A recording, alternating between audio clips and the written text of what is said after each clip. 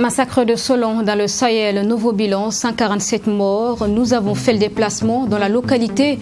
Rencontre avec la famille d'un jeune homme dont la vie a été arrachée. Image dans un instant. Ce lundi, session extraordinaire du Conseil des ministres de la CEDEAO. L'ensemble des ministres des Affaires étrangères de la communauté étaient réunis. Ils ont travaillé exclusivement sur l'adoption du rapport de la réforme institutionnelle. Et puis au Mali, Assimi Goïta a été officiellement installé président de la transition.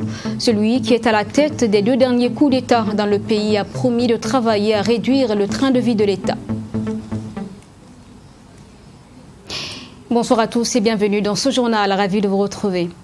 Attaque de Solon donc, le bilan a évolué officiellement. 147 personnes ont été tuées, mais selon des sources locales, le nombre de morts est estimé à 200. Et parmi ces victimes, Abdulaziz Guindo, 18 ans, élève en classe de 5e. Notre envoyé spécial à Dori a rendu visite à sa famille, rencontre qui dégage beaucoup de peine. Reportage Michael Tougré avec la voix de Abdoulramigné.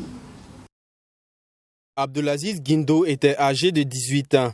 Il fait partie des victimes de l'attaque terroriste de Solon. La famille, endeuillée toujours sous le choc, reçoit le soutien et la compassion des proches et autres connaissances. Tous ici sont affligés et en premier le père de la victime. Pleine nuit vers 2 heures du matin, qui les a regroupés et les a arrosés comme des mouches. Donc vraiment c'est douloureux, on ne sait plus ce qu'on va vous dire. Il est accompagné par un ami seulement pour aller à Sonna. C'est un ami de proche, ami d'enfance. Voilà. Donc il a décidé d'accompagner son ami pour découvrir Sonna. C'est l'ami qui conduisait le véhicule. Lui aussi il a été arrosé avec mon fils en même temps. C'était les premières victimes même. C'est le premier à être tué avant de suivre les autres. Parce que vraiment on ne sait plus où on est. Une famille endeuillée et très remontée contre le gouvernement. Pour l'heure, aucune autorité n'a pris contact avec la famille, s'indigne l'oncle du défunt. Et ce qui fâche davantage, selon l'oncle de la victime, c'est le refus des autorités d'autoriser l'enlèvement des corps et qui a opté pour un enterrement des victimes dans des fosses communes. Décider en fait d'aller chercher le corps, on nous dit non, on interdit en fait l'accès à Sonna. Bon, on n'a pas pu empêcher de tuer les personnes. On empêche aussi les gens d'aller chercher leurs corps. Le fait que la population sur place puisse enterrer les corps prouve que les corps ne sont pas minés. Donc il y avait possibilité qu'on aille au moins chercher les corps et les enterrer. Donc ils n'ont qu'à savoir qu'ils ont une population qui est avec eux, mais qui est abandonnée par eux. Donc qu'ils assument leurs responsabilités, qu'ils sécurisent les gens, qu'ils permettent aux gens vraiment de se sentir burkinabés. 72 heures après le passage des terroristes, la douleur reste vive chez les proches du jeune Guindo. Impuissant face au sort qui s'est abattu sur son fils élève en classe de 5e, le père dit s'en remettre à Dieu.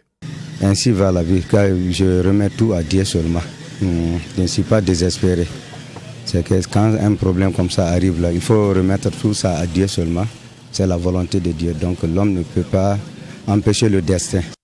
L'attaque de Solon, selon le dernier bilan officiel, fait état de 147 morts et d'une quarantaine de blessés. Mais à en croire certaines sources locales, le nombre de victimes avoisinerait les 200. Solon, faut-il le rappeler, est situé à 15 km de Seba, dans la province du Yaga, où est positionné un détachement militaire. Et vous avez entendu les parents de la victime déplorer l'absence des autorités sur place à leur côté.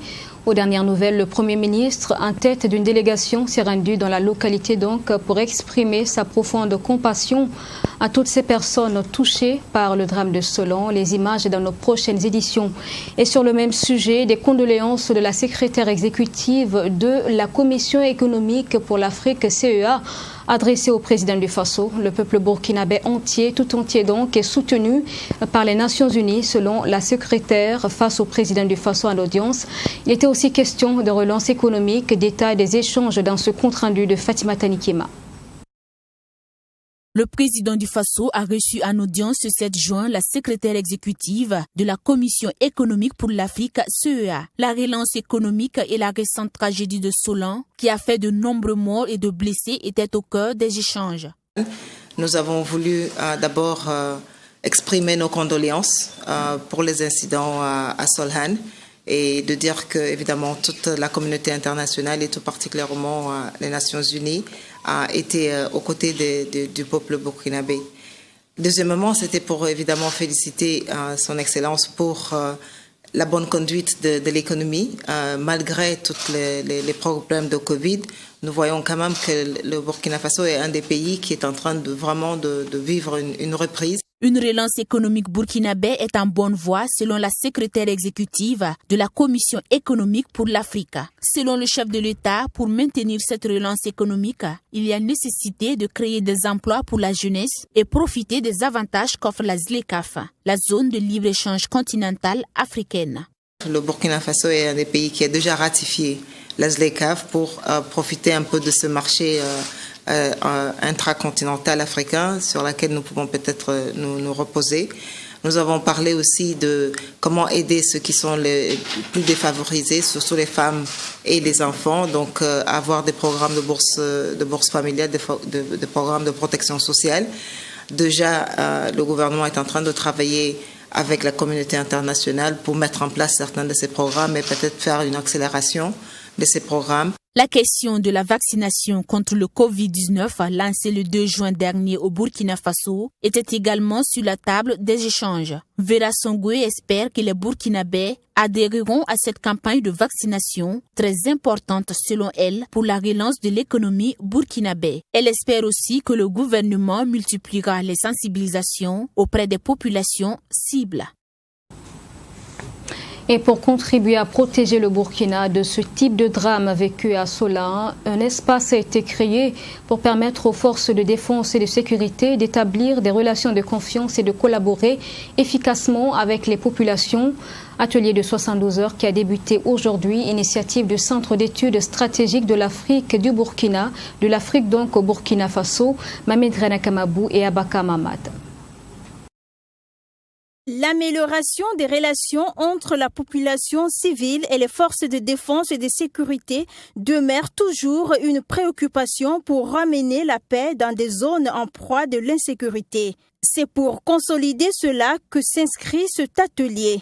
Il vise à réfléchir sur des solutions à développer par la population civile et les forces de défense et de sécurité afin de renforcer la confiance et le dialogue entre ces deux entités.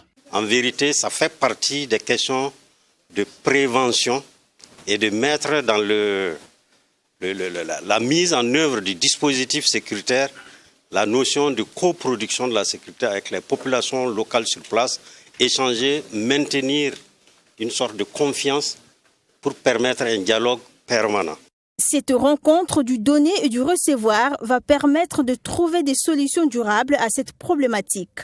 Un plan d'action sera élaboré par les participants.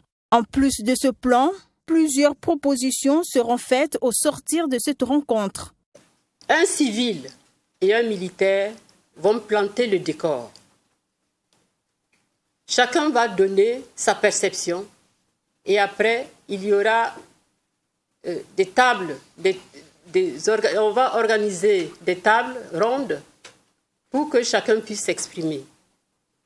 Nous voulons sortir des sentiers battus et faire en sorte que ce plan d'action soit mis en œuvre pour combler un peu le déficit de confiance qui existe entre population civile et militaire. Pour favoriser une meilleure collaboration entre la population civile et les forces de défense et de sécurité, Sa Majesté, l'émir du royaume de Liptako, souhaite l'engagement et l'implication de chaque individu. Parce que civils et militaires, nous sommes tous des communautés, une seule communauté ensemble. Et il faudra qu'on le sache et qu'on le sente pour que le dialogue soit engagé. Alors c'est ce que je dis, tant que les uns se mettront d'un côté, dans leur rôle de fonctionnaire ou de militaire, et qui considèrent l'autre côté des communautés, nous n'allons jamais engager le dialogue.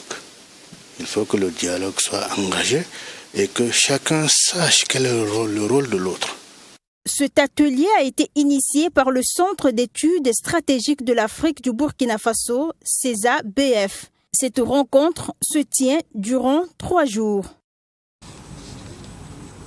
Dans la suite de l'actualité, session extraordinaire du Conseil des ministres de la Commission de la Communauté économique des États de l'Afrique de l'Ouest, CEDEAO. Les ministres des Affaires étrangères étaient réunis ce lundi par visioconférence. Ils se sont consacrés à l'adoption du rapport sur la réforme institutionnelle. Ce rapport, ce projet donc date d'une dizaine d'années selon le représentant burkinabé. Précision avec Sanata Serré. 2 modèles de réforme institutionnelle ont été soumis pour examen et adoption au cours de cette session extraordinaire du Conseil des ministres de la CEDEAO. Il s'agit du modèle C qui propose 7 postes statutaires au sein de la commission de la CEDEAO, dont un président, un vice-président et 5 commissaires, et le modèle D qui propose une commission de 9 postes statutaires, dont 7 commissaires. Cette décision devrait permettre de réduire le coût de fonctionnement au sein de la commission de la CEDEAO, qui compte actuellement 15 postes statutaires. C'est un vieux projet d'une dizaine d'années. On était presque arrivé en 2017 avec un modèle de 9 commissaires sur les 15 pays que nous avons. Vous savez, aujourd'hui, nous avons 15 commissaires. Donc chaque commissaire représente un pays, où chaque pays est représenté par un commissaire. Alors la réforme visait donc à réduire les dépenses de la commission et à faire en sorte que dans cette réduction-là, qu'on puisse arriver à un modèle de 9 commissaires. Ça, c'était dans un premier temps. Mais on essaie de pousser cette réforme-là plus loin pour proposer également 7 commissaires. Au cours de cette rencontre, le Burkina Faso a opté pour le modèle C qui soutient la création de 7 postes statutaires, permettant ainsi la représentativité de l'ensemble des États membres de la CEDEAO. Le Burkina n'est pas contre une réduction des postes qui va donc induire une réduction du budget de la CEDEAO. La position du Burkina Faso est une position qui va qui a pour fond la solidarité. La solidarité, ça suppose qu'il n'y ait pas de discrimination entre les différents pays, parce que dans les propositions qui ont été faites, il y a un des critères qui est sur la table, qui serait celui du niveau de contribution des États membres. Et si on va sur cette base-là, ça veut dire qu'il y aura des États qui vont être favorisés, certains qui vont être moins favorisés. Cette session extraordinaire a réuni l'ensemble des ministres de la CEDEAO en charge des affaires étrangères. Seul le Mali n'a pas pu prendre part à cette rencontre à cause de sa suspension aux instances et organes de décision de la CEDEAO. L'APP Burkindi avait été créée le 2 juin 2018 et pour célébrer donc aux 3 ans d'existence, le parti a organisé une conférence de presse sur l'actualité nationale ce 5 juin. Il a peint un tableau en noir de la situation du pays. Crise sécuritaire, problèmes fonciers et bien d'autres sont dénoncés par le parti qui appelle d'ailleurs le président du Faso à prendre ses responsabilités. Sanata Kwanda et Abdoulramini. 1 minute de silence en la mémoire des victimes de l'attaque de Solan avant le début de la conférence de presse. Cette situation sécuritaire est la preuve, selon l'APP Burkindi, que le pouvoir en place manque de stratégie pour lutter contre le terrorisme.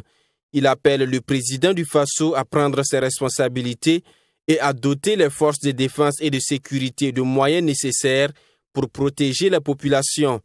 Par insuffisance de moyens logistiques, de soutien et de courage politique de la part de nos gouvernants, nos forces de défense et de sécurité n'arrivent pas encore à vaincre l'hydre terroriste.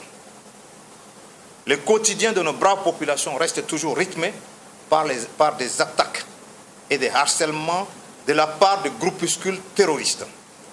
L'État semble avoir signé forfait dans certaines localités du nord et de l'est du pays, encore sous couvre-feu, ce qui précarise davantage les populations, où des groupes armés assiègent des villages entiers pendant des heures sans qu'aucun secours véritable ne vienne mettre fin à leur calvaire. Sur la question foncière, le parti dénonce l'accaparement des terres et les actions des sociétés immobilières. Adama Coulibaly accuse de ce fait le pouvoir en place d'un silence qu'il qualifie de complice. Dans les zones rurales et périurbaines, une certaine élite dépossède sans vergogne les pauvres paysans de leurs terres. Et tout cela dans un silence assourdissant, visiblement complice de nos dirigeants qui apparaissent en réalité être à la manœuvre. Notre proposition, il faut qu'on sache qui a combien de parcelles, quelles sont les superficies de ces terrains, quelle éthique peut-on recommander en la matière. Voilà pourquoi nous proposons la création d'une base publique de données informatisées du foncier, pour qu'on soit transparent, que notre peuple sache de quoi il s'agit. Sur la crise qui secoue l'éducation, l'APP Burkindi déplore la répression des mouvements des élèves. En ce qui concerne la réconciliation nationale, le parti s'inscrit dans la logique du gouvernement, mais pose la justice comme préalable.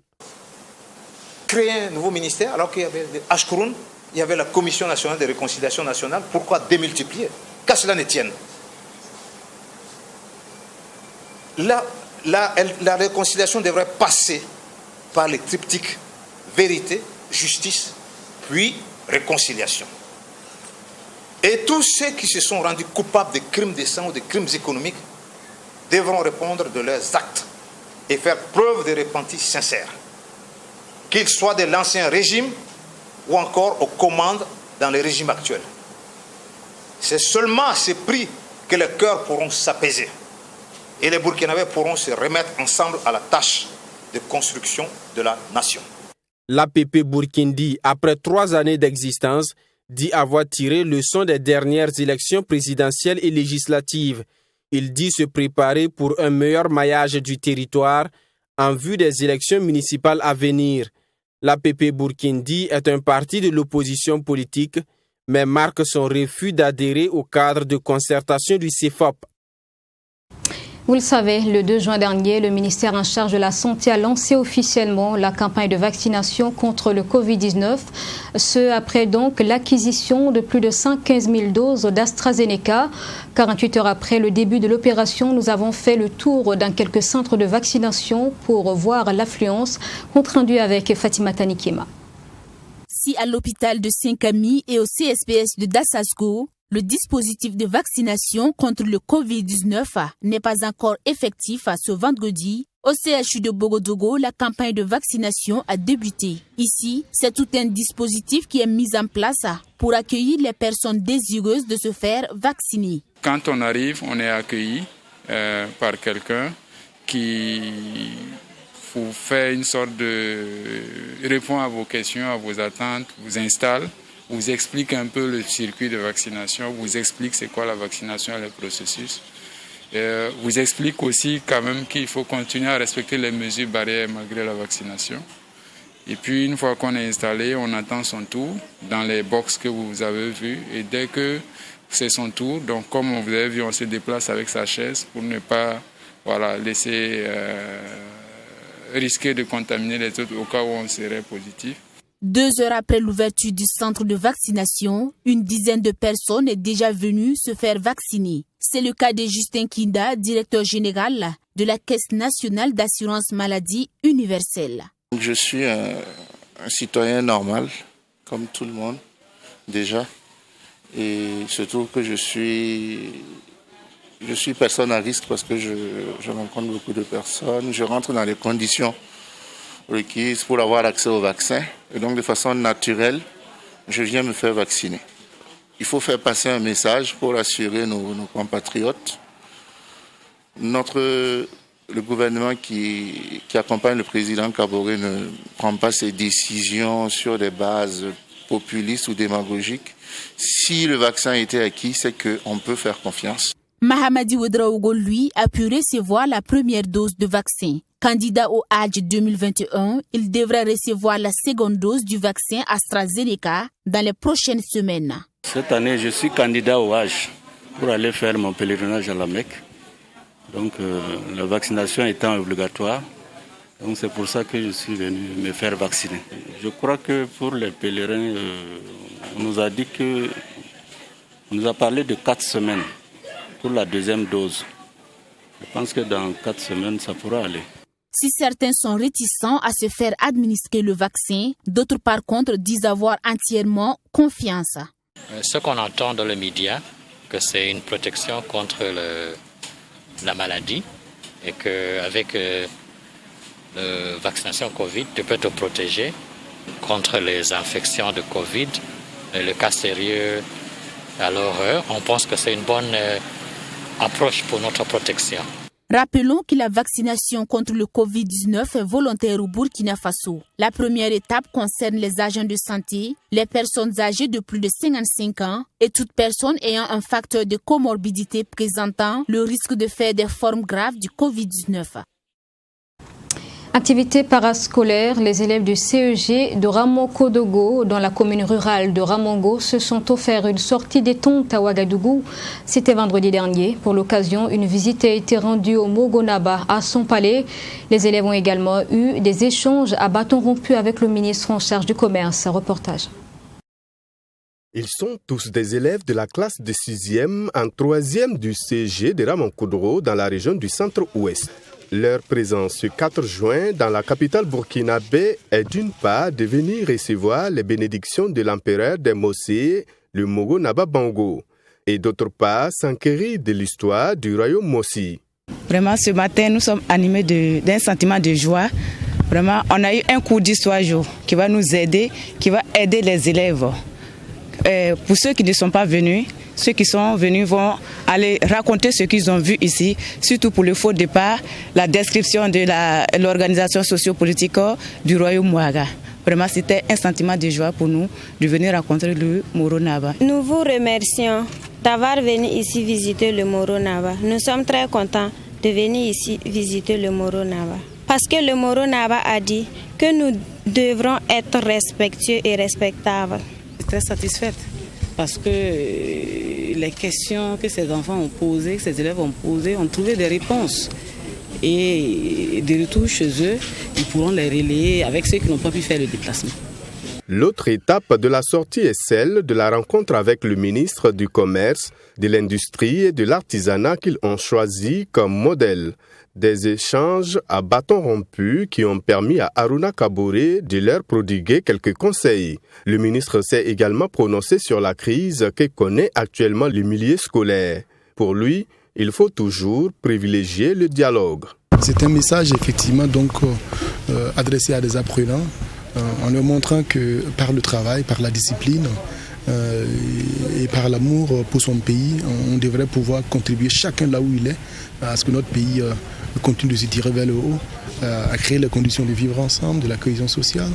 Et par-dessus tout, j'ai montré que dans un milieu comme le monde éducatif, il arrive très souvent où, comme c'est un endroit donc, de débat intellectuel, de contradiction, que très souvent on soit donc dans des joutes, mais qu'au-delà de cela, nous devrons garder à l'esprit que le bien commun, c'est la nation, c'est le pays. Nous devons garder à l'esprit que, quelles que soient les contradictions, nous devrons privilégier le dialogue pour arriver donc à trouver des solutions aux problèmes qui se posent. Notons que cette sortie détente des élèves du CEG de Ramonkodogo est une des activités inscrites dans le programme de l'établissement. Et ils sont plus d'une 50aine à prendre part à cette sortie. Une interpellation face aux autorités. Les jeunes du quartier Nonsan et de Rimketan barricadés ce 7 juin. La voie principale reliant donc les deux quartiers situés dans le secteur 14 de l'arrondissement 3 de Ouagadougou. Cette voie est en effet assez dégradée et les populations craignent la saison pluvieuse qui s'annonce. Ils disent plutôt être oubliés par les autorités et ont entrepris donc de curer les caniveaux pour minimiser d'éventuels dégâts qui seraient causés donc par les eaux. On en parle avec Sanata Kwanda et Abdourahminier.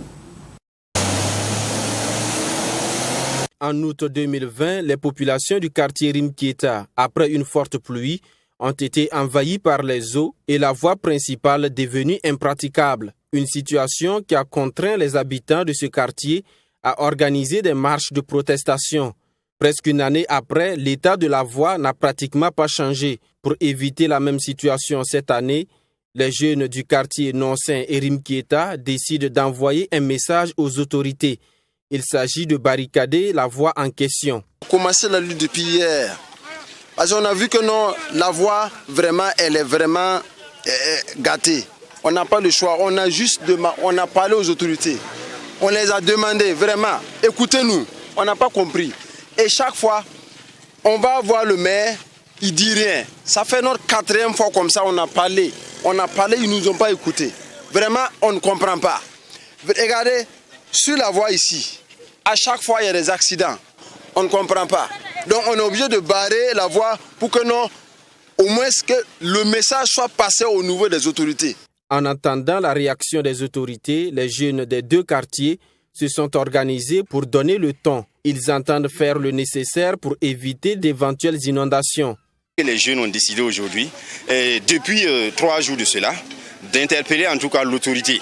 Mais avant d'interpeller l'autorité, nous avons décidé également de donner notre part, voilà, d'accomplir d'abord notre part même d'abord. C'est pour ça que vous voyez de nombreux jeunes ici ce matin, depuis 3 jours d'ailleurs, pour d'abord assurer même le curage des caniveaux, pour éviter les inondations. Voilà, donc après avoir fait ce travail, nous profitons encore à interpeller en tout cas l'autorité afin qu'il se penche sur la question même de la route du secteur 14 là. Ce que nous, jeunes du quartier, on peut faire, ce que nous sommes en train de faire. Maintenant, l'autorité aussi verra aussi ce qu'il peut faire. Malgré la bonne volonté des jeunes mobilisés, les habitants appellent à la rescousse car pour elles, il faut bitumer cette voie dont l'État affecte les commerces installés aux abords. Ce que nous demandons, c'est la construction de cette route, parce que notre commerce ne marche plus à cause de l'état de la voie. Pourtant, les services des impôts nous poursuivent tout le temps. C'est pourquoi nous demandons aux autorités de nous soutenir. Pendant les élections, nous les avons soutenus, donc il faut que ces autorités nous soutiennent aussi après les élections. Et ainsi va la vie. On se soutient mutuellement. Pour ces jeunes, si les autorités ne prennent pas leurs responsabilités, d'autres actions fortes seront menées après ce mouvement qui est prévu pour durer 72 heures. Les habitants de ces quartiers disent avoir reçu des promesses de bitumage de cet axe principal Noncer-Rimkieta depuis près d'une décennie. Mais jusque-là, ces engagements n'ont pas été traduits en actes concrets.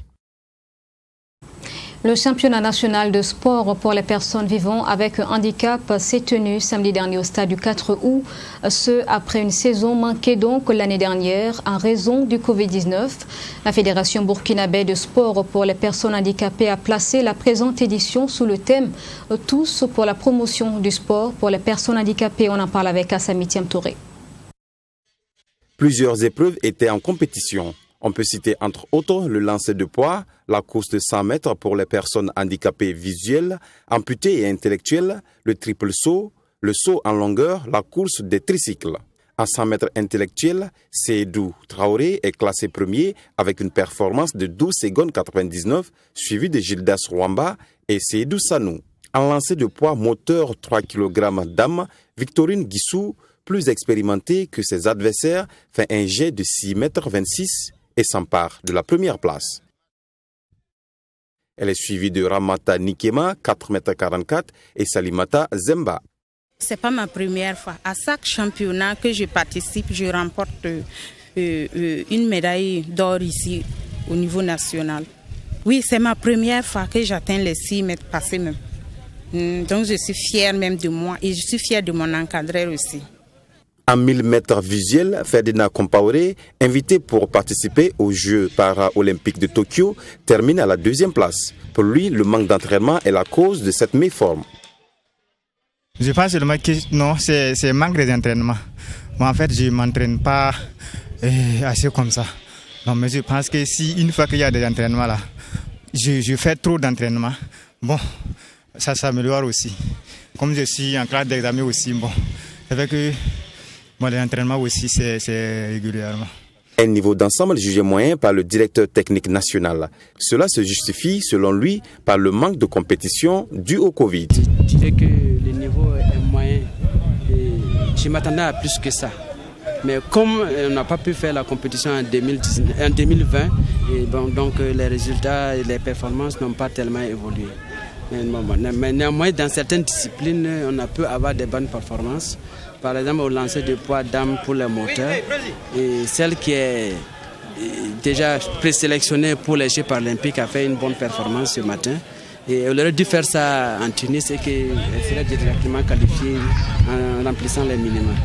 Bon, et comme elle sera invitée, nous allons poursuivre la préparation pour qu'elle puisse faire une bonne prestation au niveau de Tokyo si nous arrivons à y participer. Mais pour le président de la fédération, c'est une édition réussie et des innovations ont été apportées pour cette année. Bon, nous sommes très heureux de pouvoir faire ce championnat parce qu'en 2020, effectivement, avec le Covid-19, nous n'avons pas pu, puisque le ministère avait suspendu toutes les compétitions.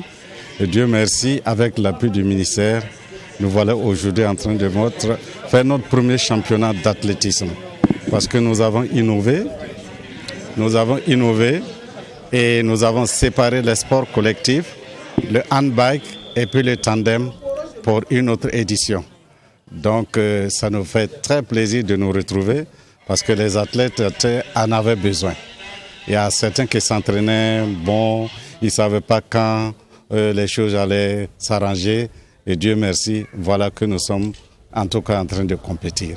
Notons que 2 Burkinabés participeront aux Jeux paralympiques de Tokyo. Il s'agit de Victorine Guissou en lancer de poids et javelot et Ferdinand Compaoré dans l'épreuve des 100 mètres vitesse et 1500 mètres endurance. Et puis je vous en parlais en titre, au Mali, le colonel Assimi Goïta est officiellement président de la transition. Il a prêté serment aujourd'hui lors d'une cérémonie solennelle devant la Cour suprême du pays et dans son allocution, le nouveau président promet de réduire le train de vie de l'État. Il précise que la présidence est la priorité pour son action et que des œuvres sociales s'en suivront. Plusieurs personnalités ont assisté à la cérémonie de prestation de serment, mais à noter présence d'aucun chef d'État. Reportage avec Brema Soulou. Après son deuxième coup de force en moins d'1 an, le colonel Assimi Goïta est officiellement devenu le nouveau président de la transition. Dans son allocution inaugurale, le nouvel homme fort du Mali a annoncé des mesures fortes. Je m'emploierai également à la réduction du train de vie de l'État.